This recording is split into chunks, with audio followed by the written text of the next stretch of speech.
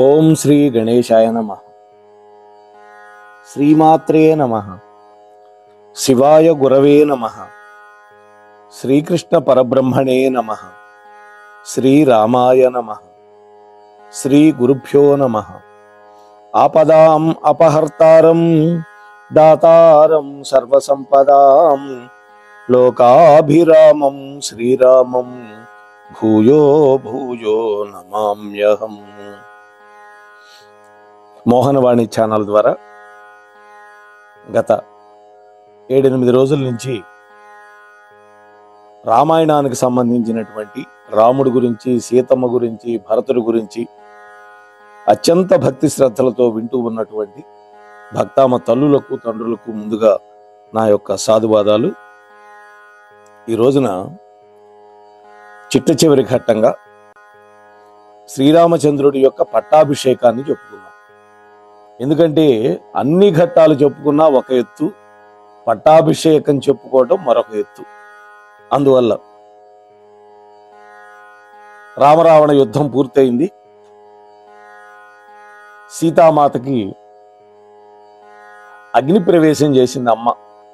రాముడేమో అగ్ని ప్రవేశం చేయమనలేదు, కానీ రాముడు కొంచెం కఠినంగా మాట్లాడాడు. ఓ సీత, క్షాత్రధర్మాన్ని అనుసరించి నిన్ను రావణాసురుడి బారి నుంచి రక్షించాను, రావణాసురుడిని సంహరించాను.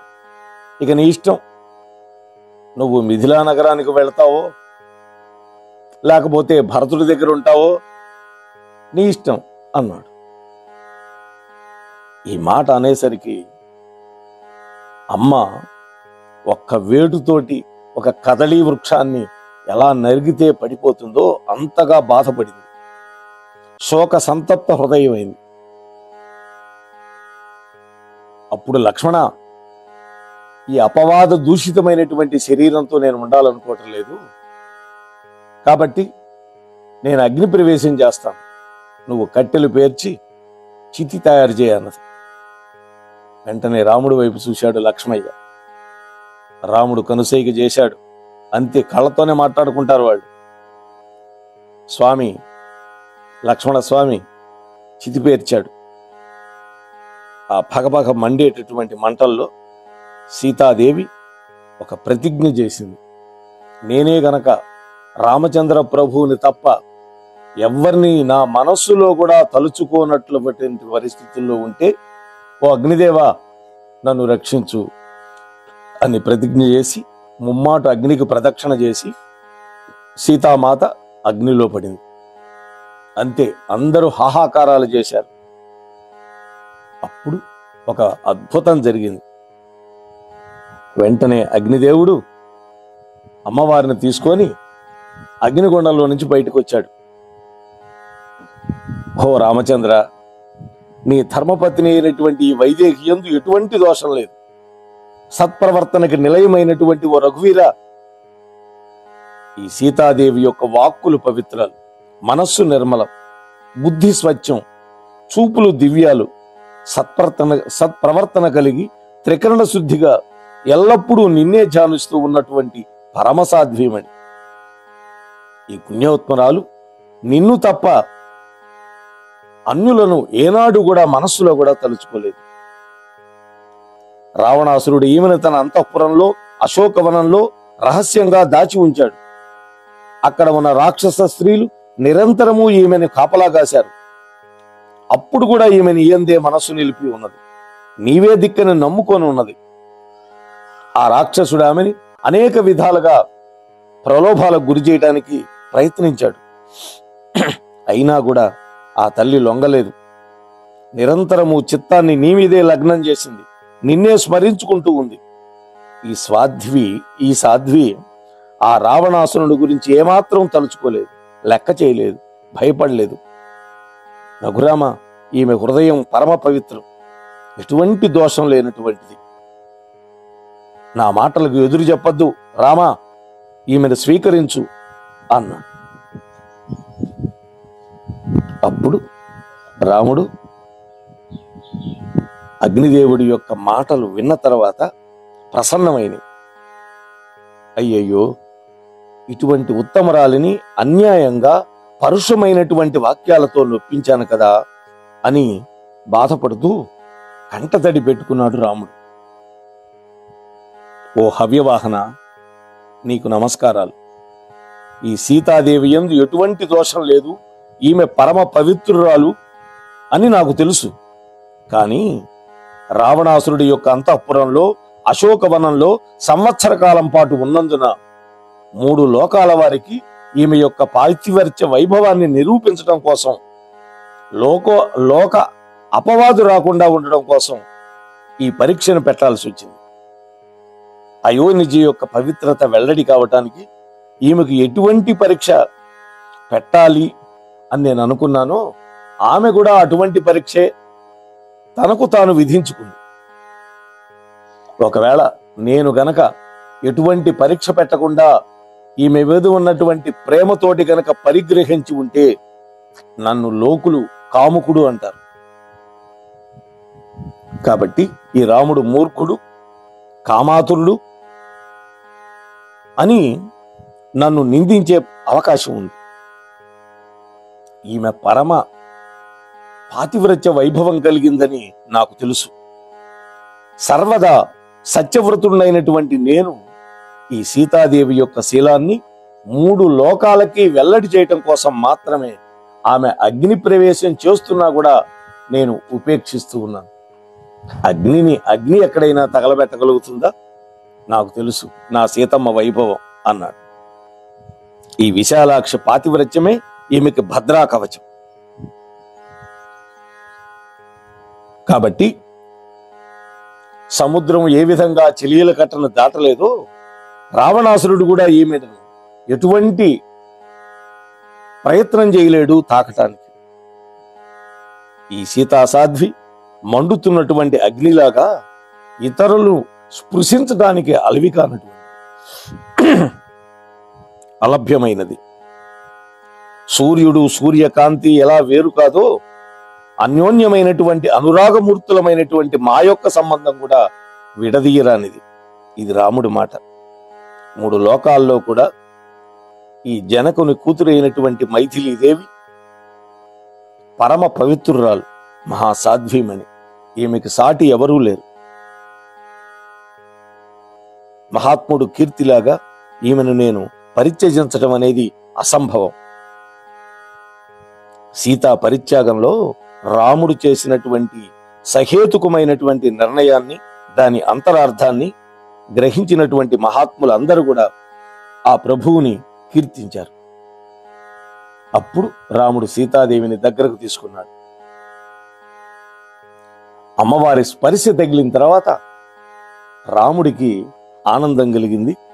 అప్పటి వరకు పడుతున్నటువంటి వేదన కాస్త మటుమాయమైపోయింది.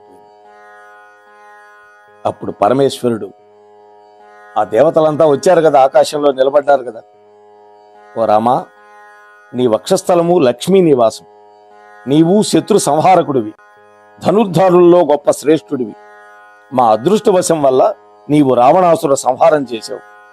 ఓ రామా, సమస్త లోకాలలో పెచ్చు పెరిగినటువంటి దారుణమైనటువంటి ఈ రావణాసురుడి యొక్క భయం అనేటువంటి చీకట్లని మా అదృష్టవశం వల్ల తొలగించావు.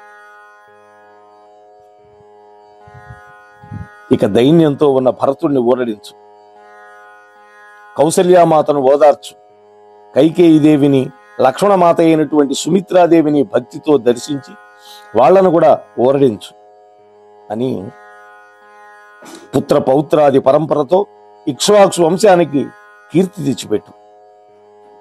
పాత్రులైనటువంటి బ్రాహ్మణులకి, సజ్జనులకి దాన ధర్మాల ద్వారా సంతోషపెట్టు. ఈ విధంగా చక్కటి పరిపాలన ద్వారా ధర్మ సంస్థాపన చేసి ఆ తర్వాత నీ యొక్క పరంధామానికి చేరుకో అని పరమేశ్వరుడు అన్నాడు. అప్పుడు అక్కడే ఉన్నటువంటి దశరథుడు అంటున్నాడు, రామా, నీకు దూరమైనటువంటి నాకు స్వర్గ సుఖాలు గాని దేవర్షుల యొక్క సన్మానాలు గాని ఏమాత్రం రుచించవు అన్నాడు. ఎందుకంటే నువ్వు నాకు లేక పుట్టినటువంటి ధర్మాత్ముడైనటువంటి పుత్రుడివి. ఇది ముమ్మాటికి నిజం. నీవు శత్రువులను హతమార్చావు, నీ లక్ష్యం నెరవేరింది, నీ వనవాస కాలం కూడా పూర్తయింది. నేడు నిన్ను దర్శించి నేను కూడా ప్రసన్నున్నైనా. ఓ రామా, ఓ స్మితభాషి, ఓ మృదుభాషి, నీ వనవాసం కోసం ఆనాడు కైకేయి పలికినటువంటి మాటలన్నీ ఇప్పటికీ కూడా నా మనస్సులో మెదులుతూనే ఉన్నాయి.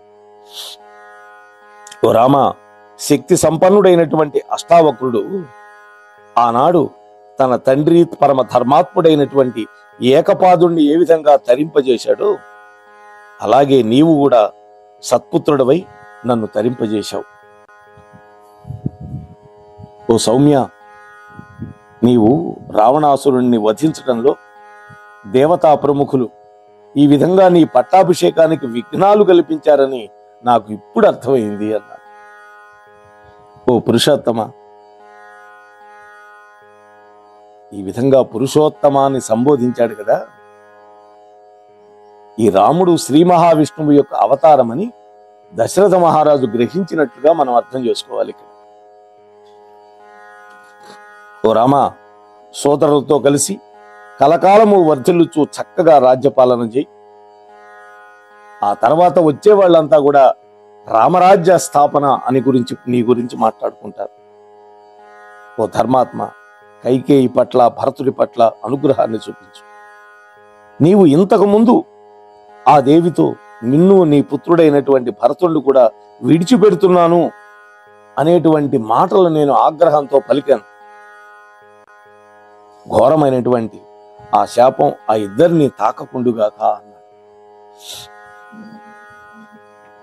అప్పుడు దశరథ మహారాజు సీతమ్మతో అంటున్నాడు కోడలితోటి, అమ్మా వైదేహి, శ్రీరాముడు మొట్టమొదటే నిన్ను స్వీకరించినందుకు ఆయన మీద కోపం పడద్దు.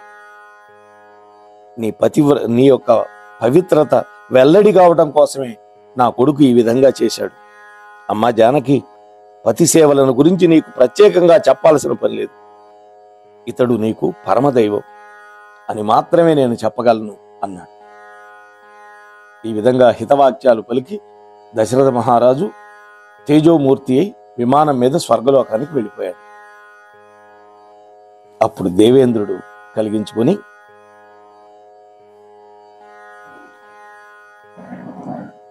ఈ విధంగా చెప్పాడు, శత్రు సంహారకుడు అయినటువంటి ఓ రఘురామ, దివ్యమైనటువంటి నీ దర్శనం వల్ల మేము ఎంతో సంతోషపడ్డాం. మేము ఇప్పుడు మీకు చేయవలసినటువంటి సహాయం ఏంటో చెప్పండి అని అడిగాడు ఇంద్రుడు. అప్పుడు రాముడు అన్నాడు, రెండు చేతులు అంజలి ఘటించి మాట్లాడుతున్నాడు దేవేంద్రుడికి. దేవేంద్ర, మా యందు నీకు ప్రీతి గనక ఉంటే నా మనస్సులోని మాట నీకు చెబుతాను. నా కోసం యుద్ధంలో సాహసంలో పోరాటం చేసి ప్రాణాలు విడిచినటువంటి వానర యోధులందరినీ మళ్ళీ బతికించు అన్న. అలాగే వానర యోధుల యొక్క, గోలాంగూలముల యొక్క, భల్లూకముల యొక్క గాయాలు మానిపోవాలి. వాళ్ళందరినీ ఆరోగ్యవంతులుగా చేయి. వాళ్ళు ఎప్పటిలాగా బలపరాక్రమ సంపన్నులై సంతోషంగా ఉండేటట్టు చూడు. వానరులు ఉండే చోట సర్వకాలాలలో కూడా మధురమైనటువంటి పండ్లు, కందమూలాలు, నిర్మలమైన నదీ జలాలు వాళ్లకు దొరికేటట్టు చూడు అన్నాడు. అప్పుడు ఇంద్రుడు అన్నాడు, ఓ రఘురామ, వానరాజులను బ్రతికించమని నీవు కోరటం వాళ్ల పట్ల నీకున్న వాత్సల్యమే కాకుండా నీ ఔన్నత్యాన్ని కూడా వెల్లడి చూస్తోంది. నువ్వు కోరినట్లే జరుగుతుంది అన్నాడు. ఈ విధంగా దేవతలందరూ మాట్లాడి వాళ్ళందరూ కూడా తమ తమ స్థానాలకి వెళ్ళిపోయారు. అప్పుడు శ్రీరామచంద్ర ప్రభు ఆ రాత్రి అంతా హాయిగా విశ్రమించాడు. తెల్లవారింది. అప్పుడు విభీషణుడు జయ జయధ్వానాలతో స్వామి దగ్గరకు వచ్చి ప్రాంజలి అయి అంటున్నాడు, ఓ రఘురామ, మీ స్నానం కోసం నిర్మలమైన జలాలు, మీ శరీరానికి పూసుకోవటానికి మైపూతలు, మేలైన వస్త్రాభరణాలు అన్ని కూడా ఏర్పాటు చేశాం. మీరు ఇవన్నీ స్వీకరించండి అని అడిగాడు. అప్పుడు రాముడు అన్నాడు, మిత్రమా, నీవు సుగ్రీవాది వానర వీరులందరికీ స్నానాధికారికి ఏర్పాట్లు చేయి. మా భరతుడు పరమధర్మాత్ముడు, సుఖాలు పొందవలసిన వాడు, సుకుమారుడు, ప్రతిజ్ఞాబద్ధుడై ఉన్నాడు. నా కోసం నిరీక్షిస్తూ తాపస వృత్తిలో ఉన్నాడు. అటువంటి భరతుణ్ణి కలుసుకోకుండా నేను స్నానం గాని, ఆహారం గాని, వస్త్రాభరణాలు ధరించడం గాని నాకు ఇష్టం లేదు అని రాముడు అన్నాడు. అప్పుడు విభీషణుడు అన్నాడు, ఓ రామా, మిమ్మల్ని అందరినీ ఒకే ఒక్క రోజులో అయోధ్యకి చేర్చగలను. నా దగ్గర పుష్పక విమానం అనేటువంటి ఒక విమానం ఉంది. అది మా సోదరుడైన కుబేరుడిది. రావణాసురుడు అతన్ని జయించి తన స్వాధీనం చేసుకున్నాడు. రామా, మీ ప్రయాణం కోసం అది సిద్ధంగా ఉంది. నువ్వు ఎటువంటి దిగులు పెట్టుకోకుండా ఆ విమానాన్ని అయోధ్యకు వెళ్ళొచ్చు. నీ అనుగ్రహానికి పాత్రుడినైతే నీ భక్తులైనటువంటి నన్ను మరిచిపోకుండా ఉండాలి అని కోరాడు. నీకు మిత్రభావం ఉంటే సోదరుడైన లక్ష్మణుడితో, నీ ధర్మపత్ని అయిన సీతాదేవితో కూడి ఇక్కడే కొంతకాలం ఉండు అన్నాడు. చూసారా, ఇది నా ప్రార్థన. అప్పుడు రాముడు అన్నాడు, విభీషణ, మనస్ఫూర్తిగా నీవు చేసినటువంటి సహాయ సహకారాలని, నువ్వు అందించినటువంటి అండదండలని నేను ఏనాడూ మర్చిపోలేను. నేను చాలా సంతృప్తి పడ్డాను. ఇవన్నీ కూడా నీవు నాకు చేసినటువంటి పూజే. కానీ నీ ప్రార్థనని త్రోసిపుచ్చటం ఏమాత్రం కాదు అని నువ్వు అనుకుంటే, నా ప్రియ సోదరుడైనటువంటి భరతుడిని చూడటానికి నా మనస్సు తాతహలాడుతోంది. విభీషణ, వెంటనే విమానాన్ని సిద్ధం చేయి. 14 సంవత్సరాల వనవాస దీక్ష పూర్తయిన తర్వాత కూడా నేను గనక ఇక్కడే ఉంటే అది సముచితం కాదు. ఓ భీషణ, నేను వెళ్ళటానికి అనుమతించు అని అనుమతి కోరుకున్నాడు రామచంద్ర ప్రభు.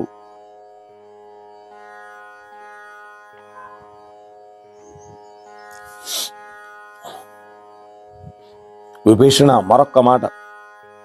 ఈ వానర వీరులు అసాధ్యమైనటువంటి యుద్ధంలో సర్వశక్తులు ఒడ్డి పోరాటం చేశారు. అందువల్ల వీళ్ళందరికీ వస్త్రాభరణాలతోటి సన్మానించు.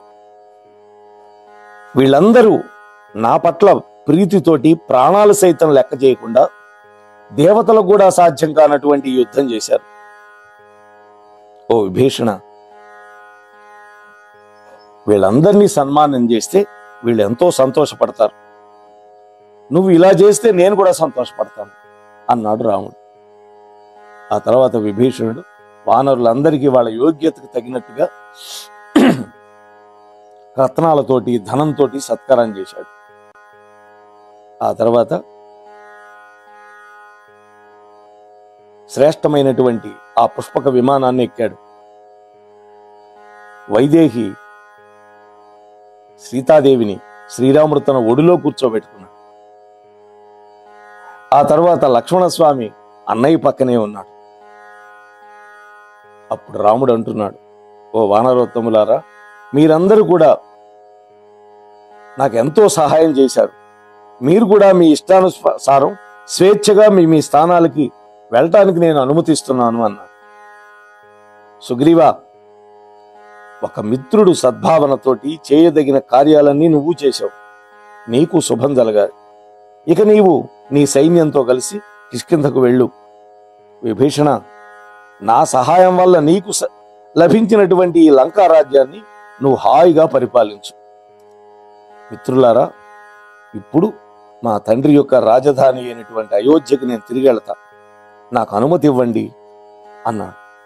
అప్పుడు విభీషణుడు అన్నాడు, స్వామి, మేము కూడా మీతో పాటు అయోధ్యకు రావటానికి కుతూహలపడుతున్నాం. నీవు మమ్మల్ని నీ వెంట తీసుకువెళ్ళు అన్నారు. అక్కడ ఉండే పౌరులకి, జానపదులకి ఏమాత్రం ఇబ్బంది లేకుండా అడవుల్లో, నగరాల్లో మేము సంచరిస్తాం. నీకు పట్టాభిషేకం అయ్యేటప్పుడు చూసి మేమందరం పరమానందం పొందుతాం. కౌసల్యామాతకు ప్రణామం చేసి మీ దగ్గర సెలవు తీసుకొని మళ్ళీ మా ఇళ్లకు వెళ్ళిపోతాం. రఘురాముడు, మిత్రులారా, యుద్ధంలో రావణాసురుడిని జయించి నేను నా ధర్మపత్ని అయినటువంటి సీతాసాధ్విని పొందడానికి మీరెంతో సహాయం చేశారు. అయితే మా భరతుణ్ణి కలుసుకోవటానికి నాకు ఎక్కువగా ఇష్టంగా ఉంటుంది.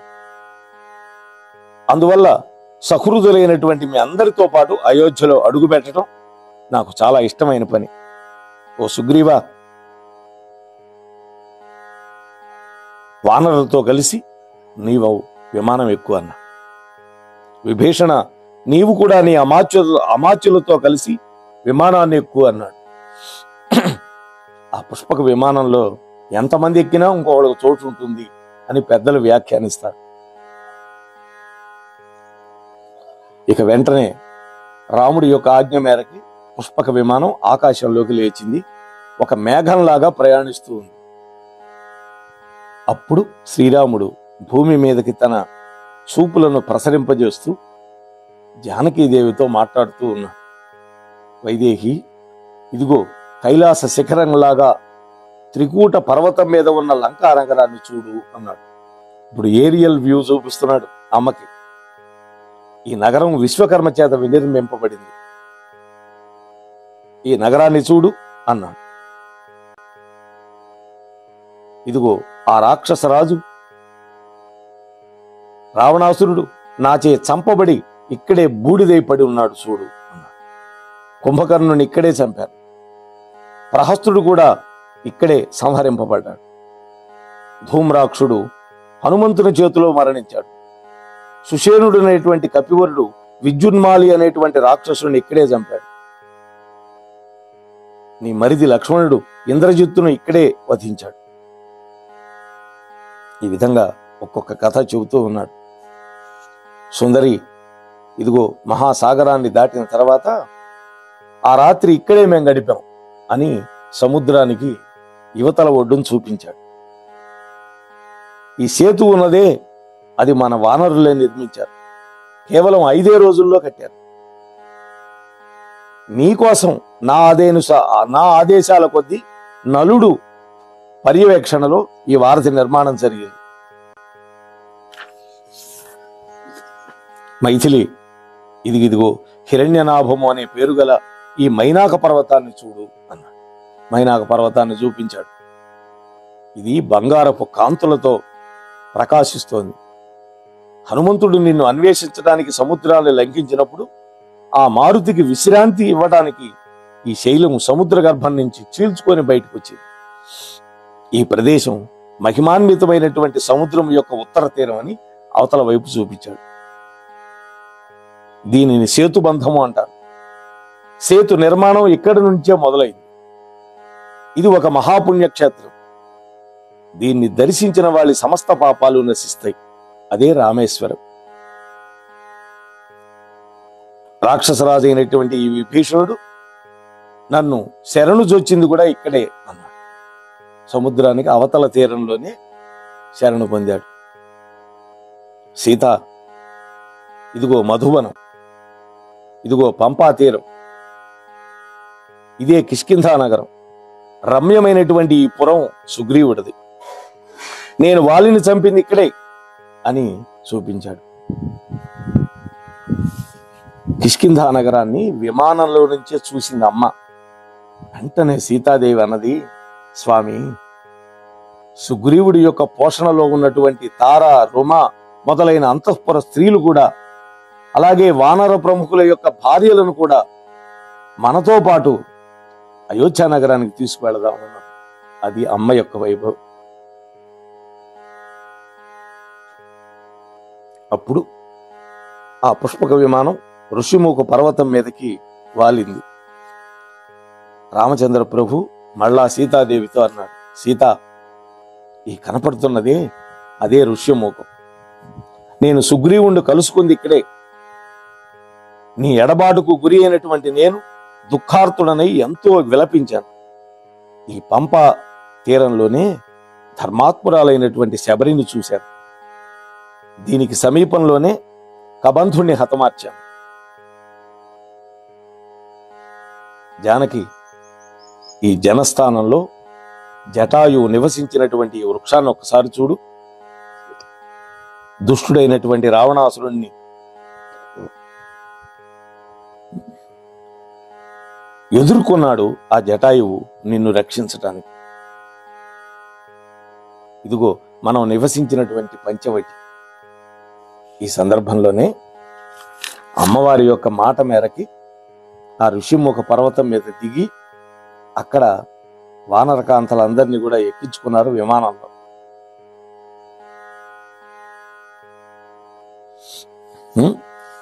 సీతాదేవి కోరికను మన్నించాడు స్వామి. అది కదా, వాళ్ళందరినీ ఎక్కించుకొని అక్కడి నుంచి మళ్ళీ వెళుతూ ఇవన్నీ చూపిస్తున్నాడు అనమాట. ఆ జటాయువు నివసించిన వృక్షం చూపించాడు. ఇదిగో మనం నివసించినటువంటి పంచవటి ఆశ్రమం ఇదే అన్నాడు. రావణాసురుడు బలాత్కారంగా నేను అపహరించింది ఇక్కడే. మైథిలి, ఆ కనపడుతూ ఉన్నటువంటి అగస్త్య మహర్షి యొక్క ఆశ్రమాన్ని చూడు. ఇదిగో ఈ ప్రదేశంలో విలసిల్లుతున్నటువంటి మహాత్ముడైనటువంటి సుతీక్ష మహాత్ముని చూడు. వైదేహి, ఇక్కడ కనపడుతున్నటువంటి ఈ గొప్ప ఆశ్రమం ఉందే, అది శరభంగ మహర్షిది. సహస్రాక్షుడైనటువంటి దేవేంద్రుడు ఆ ముని దగ్గరకు వచ్చినప్పుడు దూరం నుండి అతన్ని నేను చూశాను. ఈ ప్రదేశంలోనే విరాధుణ్ణి నేను చంపాను. ఓ సీత, అత్రి మహర్షిని దర్శించింది మనం ఇక్కడే. మహాతపస్విని ధర్మాత్మురాలైనటువంటి అనసూయాదేవిని దర్శించి ఆమె ఆశీర్వాదాలు పొందింది ఇక్కడే. ఇక్కడ కనపడుతున్నదే అదే చిత్రకూటం. ఈ మహాపర్వతం మీదే భరతుడు మన దగ్గరకు వచ్చి నా పాదుకలు తీసుకువెళ్ళాడు. దూరంగా కనిపిస్తోంది అదే యమునా నది. ఇదిగో మహాతపస్యాలి అయినటువంటి భరద్వాజ మహర్షి యొక్క ఆశ్రమం. శుభాంగి, త్రిపథగామినిగా వాసికెక్కినటువంటి ఈ గంగాదేవిని దర్శించు. పరమభక్తుడైనటువంటి శృంగిబేర పురపు అధీశుడైనటువంటి గుహుడు మనకి సేవలు చేసింది ఇక్కడే. జ్ఞాపకం ఉందా? అదిగో అల్లంత దూరంలో కనపడుతున్నదే అది మా తండ్రి గారి రాజధాని అయినటువంటి అయోధ్య. మనము తిరిగి వచ్చిన ఈ శుభ సమయంలో ఆ అయోధ్య నగరానికి అతిదేవతకి నమస్కరించు అన్నాడండి రాముడు. చైత్రశుద్ధ పంచమి నాడు రాముడి యొక్క 14 సంవత్సరాల వనవాస దీక్ష ముగియబోతోంది. ఆనాడు శ్రీరాముడు భరద్వాజాశ్రమానికి చేరుకున్నాడు. ఇది మనం బాగా తెలుసుకోవాలి. వినయంతో ఆ మహామునికి నమస్కరించాడు. ఓ పూజ్య మహాముని, అయోధ్య నగరంలో ప్రజలందరూ ఆరోగ్యాలతోటి అన్నపానాదుల సమృద్ధితోటి వర్ధిల్లుతున్నారు కదా. అక్కడి నుంచి మా ప్రజల యొక్క క్షేమ సమాచారాలు మీకు అందుతున్నాయి కదా. మా భరతుడు రాజ్య పరిపాలనలో తత్పరుడై ప్రజా యోగక్షేమాలను శ్రద్ధగా వహిస్తున్నాడు కదా. అక్కడ మా తల్లులందరూ సుఖ సంతోషంలో ఉన్నారు కదా అని ప్రశ్నలు వేశాడు. అప్పుడు రఘువీర, భరతుడు జటాధారి అయి దీక్షతోటి నీరాకకై 1000 కళ్ళతో ఎదురు చూస్తున్నాడు. నీ పాదుకలను ముందుంచుకొని రాజ్య పరిపాలన చేస్తున్నాడు. అంతఃపురవాసులే కాదు, ప్రజలందరూ కూడా సుఖంగానే ఉన్నారు. పూర్వం నీ యొక్క తండ్రి ఆజ్ఞను పరిపాలించడానికి ధర్మబద్ధుడవై రాజ్యాధికారానికి దూరమై సర్వాన్ని విడిచిపెట్టావు. సమస్త భోగాలను విడిచిపెట్టావు. స్వర్గలోకం నుండి దిగివచ్చావు. దేవతలాగా ఉన్నటువంటి నిన్ను చూసి అప్పుడు నేను చాలా బాధపడ్డాను రామా. కాని రావణాది దుష్ట రాక్షసులను సంహరించి కృతకృత్యుడవై బంధుమిత్రులతో కలిసి ఇప్పుడు ఇక్కడికి విచ్చేసి నన్ను గౌరవించి పరమసంతుష్టుని చేశావు. నన్ను అన్నింటినీ నా తప ప్రభావంతో నేను తెలుసుకున్నాను అన్నాడు. అది భరద్వాజ మహర్షి యొక్క వైభవం. ప్రయాగ క్షేత్రంలోనే ఈ భరద్వాజ మహర్షి యొక్క ఆశ్రమం కూడా ఉంటుంది. ఓ రామా, నీకు పరమ సంతోషంతో ఒక వరం ఇస్తాను.